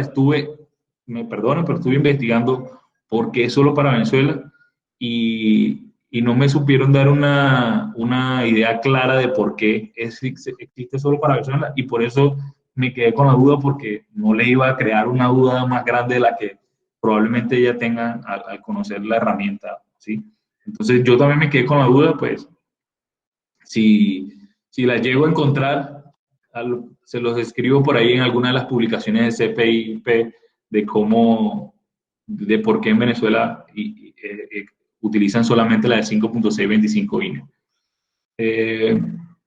Entonces, si lo ven después de la cabeza de 7 pulgadas, ven cómo agregar un slot, 2 slots, 3 slots, 4, hasta 6, hasta muchos, para poder cumplir con los requerimientos de la distancia que necesita el transductor a la pared del casing, dependiendo del tamaño del casing, ¿sí? Entonces, en este caso planner, prácticamente el ABC de la herramienta es la que nos va a decir qué parámetros vamos a utilizar para correrla, ¿sí? Y la que nos va a decir en qué punto lo estamos haciendo bien o no, porque a lo que uno le da clic en Validate, después de meter los parámetros iniciales del casing, pues él nos refleja unos errores de tenerlos o nos dice, mira, está bien, está completamente válido. Por ejemplo, en este ejemplo que tengo acá, pues con lo que seleccioné, que es el 3.625 Bauer para una cabeza, para un casing de 7 con un peso de 26 libras, un fluido base agua, water base smooth, aquí también seleccionas el tipo de fluido, igual el peso. Pues ellos estiman que el travel time del fluido sea 208. Si el travel time, como lo vimos antes, del fluido, pues varía, nosotros lo podemos separar por fases y reloguear la data y vamos a tener el resultado que queremos. De ahí le damos clic, simulamos el Job Planner y nos va a dar una serie de parámetros que son estos que están acá, que nos dice, bueno, para este casing debes setear los parámetros de scan por foot de 4 scan por foot, un intervalo de 0.4 microsegundos, un wave for lane de 40, un shock por scan 72, y aquí igual, esto yo lo puedo variar, estos que están acá lo puedo variar para que él en la configuración final, que es esta que está acá, ¿sí? Los resultados de la configuración final, así es como yo lo voy a correr. Yo aquí los varío, lo puedo cambiar y luego lo doy validate y él me va a decir si está bien. Pues esto también lo usamos no solo para evaluación de cemento, también lo usamos para cuando hacemos la inspección de casing, pues porque aquí necesitamos saber el averaje del casing, ¿sí? Y el espesor de ese casing, el thickness, ¿sí? Y el average del travel time. Todos estos datos que aparecen acá, pues lo necesitamos. Igual acá está la velocidad a la cual maneja la telemetría que estaremos usando en ese momento, que es la que estamos planeando. La profundidad de investigación estará en 50% de la información que recibe la herramienta. Entonces, tenemos que asegurar sí o sí, correr un buen Cast Job Planner, verificar, meter bien los datos para que la profundidad de investigación sea la más óptima. Pues en resumen, para chequear un CAS, pues igual, durante el registro, la excentricidad de la herramienta no debe pasar de 0.20 pulgadas, los niveles de aceite adecuados del anillo. En superficie, pues nosotros colocamos un target, como le dije, con una densidad conocida para evaluar el estado del transductor. Sí, de ser posible y de estar disponible, pues lo ideal es chequear el CAS con una muestra de fluido que está en el pozo y obviamente utilizar un tamaño adecuado y posición del transducer corriendo el Cast Job Planner. Para la calibración de esta herramienta. Para la calibración, pues necesitamos una columna hidrostática que tenga la herramienta por encima de más de 500 pies, ¿sí? No podemos calibrarla en la mitad de las juntas del casing, o sea, donde está el collar, donde están los cuellos, ahí no podemos ponerla, ¿sí? Esta sí no importa si está libre o si tiene cemento, no importa dónde la coloquemos, pero lo importante es no podemos colocarla donde están los cuellos. Verificar los valores. Cuando le damos calibrar, él nos muestra unos valores previos de la herramienta. Esos valores no pueden ser cero porque obviamente la herramienta está sometida con un fluido, con una presión, ¿sí? Entonces, no pueden ser ceros. Si son ceros, tenemos algo malo en la herramienta. Cuando realizamos la calibración, pues debemos realizarla 2 veces. Probablemente esa herramienta que estemos usando en la primera calibración ya fue calibrada previamente en otro pozo y la calibración está vigente. Para nosotros, una calibración vigente quiere decir que esté dentro de un mes de caducidad antes de ser calibrado, para poder ser calibrado otra vez. Pero para el CAS, nosotros debemos calibrarlo siempre en cada pozo. ¿Por qué? Porque todos los fluidos son distintos, ¿sí? La cementación va a ser distinta. Las condiciones de cada pozo son totalmente distintas, en temperatura, presión. Entonces, realizar la calibración 2 veces para comparar las mismas. ¿Qué vamos a estar pendientes en una calibración del CAS? Pues el Muxel Travel Time, que ahí está, y el Muxel del transducer principal deben ser, si no iguales, lo más cercano posible. ¿Sí? Si lo ven ahí dice Muxel Travel Time 44.8 y Muxel y Travel Time y Transducer Travel Time 45.60. Están cerca. ¿Sí? Si vemos acá arriba, nosotros tuvimos una temperatura de calibración de 102 en la primera que hicimos y de 101 en la otra. Entonces, una es referencia y la otra es la que vamos a comparar. Por eso se deben hacer dos, para comparar todo este tipo de valores. La amplitud de la onda del Muxel no va a variar, no debería variar significativamente entre las dos calibraciones, ya que es el mismo fluido, ¿sí? Entonces tenemos 395.8 y 399.8. Si ven acá, como les dije, pues todas las herramientas tienen esas tolerancias. En cuanto a las calibraciones, pues uno se fija que estemos calibrando y esté dentro de esa tolerancia. El Muxel y el transducer, pues lo más cercano a cero, la amplitud no debe variar, la frecuencia del transductor, ¿sí? La frecuencia del transductor debe estar dentro del 10% de la frecuencia de referencia. ¿Cuál es la frecuencia de referencia? Pues este es un casing, este es un transductor Brown, que si lo vemos acá, este que está acá, de 350, si ven este arito que está acá, nosotros lo identificamos como café o brown. Y igual este es blanco o white en inglés. Y entonces nosotros sabemos que el blanco resuena a 250 y que el marrón o café resuena a 350. Entonces, verificar, ¿sí? Que esta frecuencia del transductor pues esté dentro del 10% de la frecuencia primaria o la principal. ¿Sí? Si no, pues tenemos un problema con el transductor, evidentemente, y pues ahí sí, ahí toca sacar y cambiar. El low quality, pues realizar, como les dije, una correcta selección de los parámetros. Siempre que lleguen a los pozos, pregunten una vez y dos veces, si posible, los parámetros de cementación, el reporte de cementación del pozo, los parámetros del casing, el diseño del pozo al que vamos a evaluar, ¿sí? Pues asegurar una perfecta centralización del escáner y obviamente, como les dije, la excentricidad debe ser menor a 0.20 pulgadas.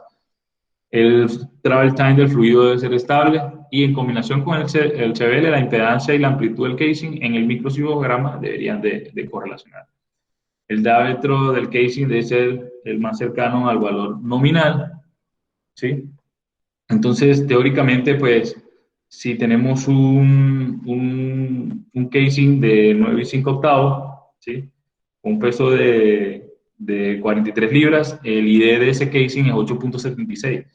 Si tenemos un ID del casing de menos de 0.15 pulgadas, pues de ahí tenemos una mala excentricidad, igual con el de 7. Entonces ya son valores que nosotros tenemos predeterminados y pues la medida igual de los centralizadores aplica igual que en el CBL, pues deben de tener según su diámetro más o menos entre 0.25 del ID del casing. En los pozos inclinados, que ahí es donde nosotros podemos agregar accesorios. Nosotros colocaremos una herramienta llamada Flex Joint o centralizador inline o centroller. ¿Para qué? Para garantizar la correcta centralización de la herramienta. Pues déjenme presentarles un registro que tengo por acá. Sí, acá. Sí. Este es un registro de cemento, ¿sí? Entonces, aquí está el diagrama de la herramienta. Así sería la configuración de esta herramienta. Si ven, pues yo dije 51 pies para el que me preguntó la longitud, pues hasta la cabeza serían 52, me equivoqué por uno. Entonces, los centralizadores van dependiendo de la configuración del pozo y la desviación del mismo, pero esta es una configuración normal, ¿sí? Entonces, aquí tenemos un centralizador, un centralizador en la electrónica. La primera que ven acá es la cabeza, ¿sí? Sí, la cabeza, que tiene un cuello de pesca para guiar el overshot en caso de una pega. El CCL, que es el Casing Color Location, ¿sí? Luego viene el GTED, que es la herramienta que nosotros utilizamos como electrónica. Pues en los parámetros a nosotros nos van a preguntar si el GTED va centralizado o no va centralizado. De eso va a depender que le coloquemos un centralizador o no.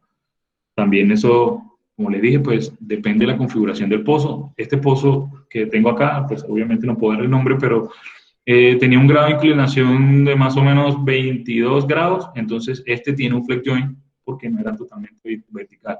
Ya nosotros también tenemos unos parámetros para ver cuándo colocamos un flex joint, depende de la inclinación del pozo. Esta herramienta que vemos acá sería el VISA, ¿sí? O el CBL. Aquí vemos que tiene dos centralizadores, uno en la parte superior y otro en la parte inferior. Pues acá, estos 5 slots que vemos acá, estos serían los transmisores. Uno es de 3 pies y otro es el de 5 pies. ¿Sí? Sería este de 3 pies, este de 5 pies y también lo podemos ver viceversa porque él aquí tiene un transmisor y aquí tiene otro. Entonces, esta es la configuración. Luego de esta herramienta, como el pozo tenía más o menos 22 grados de inclinación, colocamos una herramienta flexible. Es un flex joint. Esta no lleva ningún tipo de centralizadores. Simplemente esta nos va a dar movilidad a la sarta de herramientas para que él quede bien centralizado. Y luego vendría el instrumento del CAS, ¿sí? Luego del CAS, del instrumento del CAS, esto que vemos acá abajo, pequeñito, eso es un paquete de navegación, ¿sí? Para ver inclinometría y desviaciones en el pozo, obviamente, ¿sí? Entonces, lleva también en esta configuración, pues lleva un centralizador.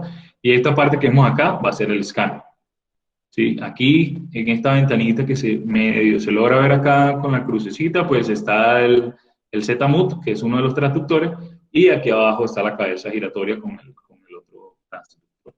Pues esta es la configuración. En un pozo totalmente vertical, ¿qué va a pasar? Lo único que no va a estar es el flex joint. Si el pozo es más inclinado, probablemente veamos otro flex joint o veamos más centralizadores, pero ya no centralizadores como estos que van por el borde de la herramienta, sino centralizadores que son parte de la sarta de herramientas y va a incrementar la longitud de la misma.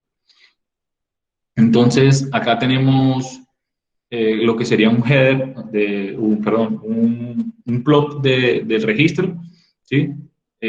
Como les dije, pues debido al problema este que hubo con el pozo Lizama, ahora los registros se corren hasta superficie, se corría hasta 50 pies. Entonces, aquí donde ustedes ven esta reacción aquí, pues miren, aquí nos quedamos sin fluido. El fluido no tenía pozo. Si no tenemos fluido, pues no tenemos un medio de comunicación con las herramientas. Esto que vemos aquí son backshots, porque obviamente el fluido estaba malísimo, totalmente, no era homogéneo, pues entonces da eso y tampoco había presión para hacer un buen cálculo. Si vemos aquí, mire, aquí tenemos más de 500 pies ya de fluido. Vamos a ponerlo acá. Sí, aquí. Este es un registro en casing de 7, donde se espera una amplitud, que es esa línea que está roja acá, de 51.62 de amplitud, y la ven completamente recta. ¿Qué pasa? Si yo calibro en este punto y yo veo esta amplitud en 51, y luego cuando hago el registro paso por este mismo punto y la amplitud me da 60, me toca recalibrar. No perdí el registro, me toca recalibrar y reloguear la data con la calibración que volví a hacer en ese punto y debe darme 51.60. Esto puede pasar por una mala posición de los de los receptores, ¿sí? Y colocamos los sectores más pequeños, cerca del cuello, y nos dio una amplitud un poco más alta, parte de los centralizadores también. Entonces, pendientes que cuando se corra un registro, pues que pasemos por ese punto de FreePy. Aquí tenemos totalmente libre, mira que no hay nada de fluido de pozo, mira el bone index donde está, no tenemos arribo de tubería, de formación, los chevron o los collars de cada tubería, mire cómo se ven completicos. ¿Sí? Esto es una FreePy. Vamos a dar un poquito más para ver el cemento. Entonces, aquí les quería mostrar, esto fue un pozo, este es un pozo viejo, pero el pozo, además de ser viejo, el pozo fue, el huevo inclinado del pozo fue realizado con cold tubing. Entonces, esto generó que las paredes del casing no quedaran completamente limpias, ¿sí? Y el casing estaba corroído y había rugosidad también en el casing. Y mira, esta línea que yo estoy señalando con el cursor es la línea de la tensión y lo que nos refleja es que la herramienta iba dando brincos, ¿sí? Porque la herramienta iba dando brincos, a pesar de que estaba bien cementada, en el mapa del CAS, en la impedancia acústica, vemos esos puntos rojos. No es que esté malo el cemento. Esos son saltos, esos son backshots o disparos en el aire por los saltos que iba dando la herramienta. Eso es un problema que también puede haber, se puede ver si los centralizadores estaban muy justos al drift o al diámetro interno de la tubería. Esto se lo quería mostrar, a pesar de que hay una muy buena cementación, pues podemos ver este tipo de errores por este tipo de backshots por errores de centralización o de limpieza o de corrosión del casing. ¿Alguna pregunta? Sí, tenemos una pregunta.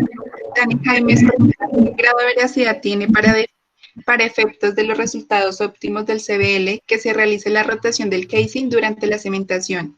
¿Garantiza que no quedarán espacios sin cementar? Si me repites el principio de la pregunta, no lo escuché, disculpe. Sí, claro. ¿Qué grado de veracidad tiene para efectos de los resultados óptimos del CBL? ¿Que se realice la rotación del casing durante la cementación? ¿Garantiza que no quedarán espacios sin cementar? Pues mira, eso es incierto.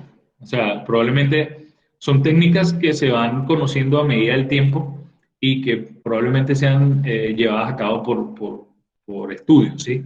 Mira, aquí en este no lo rotamos y en este sí, pero debería ser algo muy consensuado entre la empresa que va a evaluar y la empresa que cementó para objetar esto, para saber si es cierto. Pues yo lo he escuchado, pero va a depender del cemento como tal, en la forma en que los aditivos fueron aplicados, la adherencia, el fluido que está dentro de la formación, que sea completamente homogéneo para que adhiera bien el cemento, o sea, y se creen los canales o no se creen los canales del cemento. La verdad, no creo mucho en la veracidad de eso.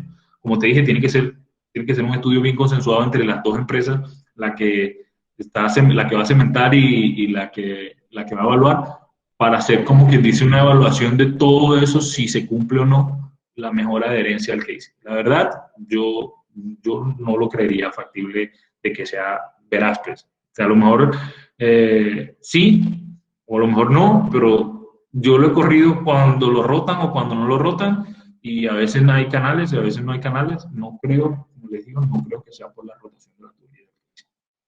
Desde mi punto de vista. Entonces, este mismo, la dualidad que tiene, perdón, ¿tiene alguna otra pregunta? ¿O puedo continuar con la última parte ya que quería mostrarle del registro? ¿No? ¿Ninguna? Bueno.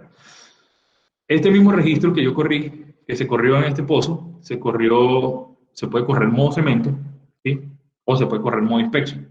Hoy tú puedes setear los parámetros para correrlo modo cemento y al mismo tiempo se puede ver inspección. Puedes hacer eso, pero si lo colocas para correrlo modo inspección, no lo puedes ver al mismo tiempo como modo cemento, ¿sí? Eso es una dualidad que tiene esta herramienta. Este que muestro acá es el mismo pozo, pero este es el plot para evaluación de casing, ¿sí? Para ver los thickness y los average del casing. Pero totalmente distinto, donde vamos a estar enfocados a la manera de lectura de low quality en el average thickness, que es esta raya que yo estoy pasando acá, se ve totalmente oscura en el medio. Si el casing está óptimo en su average que debería tener, esa línea debería ser totalmente recta y la línea del mínimo thickness y del máximo thickness deberían de mantenerse así como las vemos acá. Esta es una parte ideal para mostrar cómo debería ser idealmente. Pues obviamente estos valores que vemos del average thickness va a variar dependiendo el casing que estemos evaluando. De este lado también vemos el radio, ¿sí? Vamos a ver el average radio de ese casing, ¿sí? Y debemos ver una línea recta y alrededor los dos, el radio máximo y el radio mínimo. Luego de esto tiene un procesamiento en un software totalmente distinto que lo hace la gente de evaluación de formaciones de nuestra empresa y ellos dan un resultado de cómo estaba el casing, dónde estaba dañado y dónde no estaba, dónde necesita, dónde está con corrosión o dónde no tiene corrosión. Esta es la parte superior donde obviamente los agentes acidificantes son menores que los que están en el fondo. Ya voy a mostrar cómo se veía en el fondo.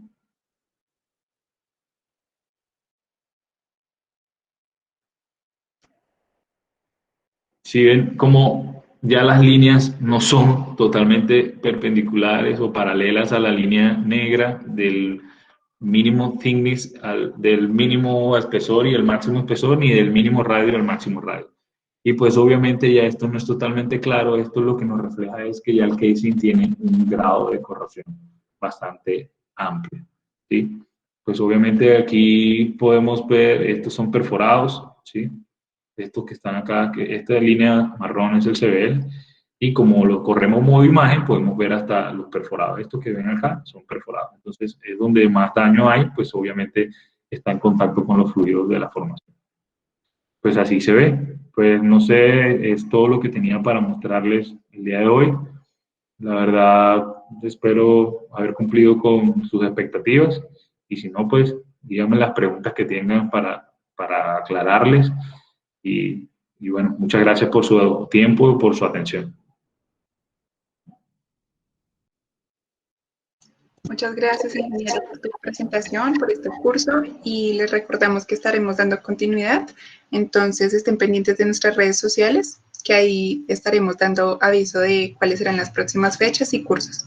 Vamos ahora a enviarles un link por el chat donde podrán diligenciar el formato, y asimismo el área de actualización de datos les estará enviando un correo para que puedan actualizar toda la información con el CPIP. Muchas gracias a todos por asistir.